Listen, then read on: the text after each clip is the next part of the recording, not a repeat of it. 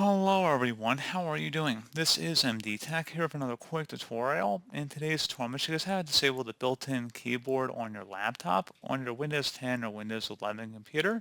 So this should hopefully be a pretty straightforward process here, guys. And without further ado, let's go ahead and jump right into it. So all you have to do is open up the search menu and type in Device Manager. Best result should come back with Device Manager. Go ahead and open that up.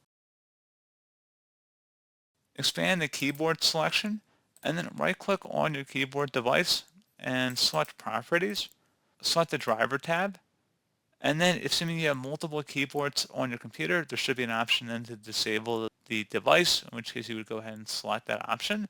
Alternatively, you can also select Uninstall Device, and then you would select OK to save the change. You should restart your computer once you're done.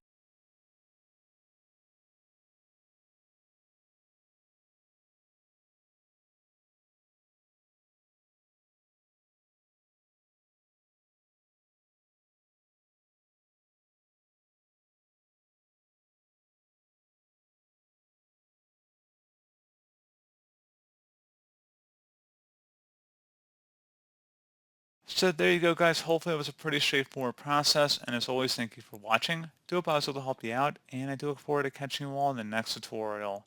Goodbye.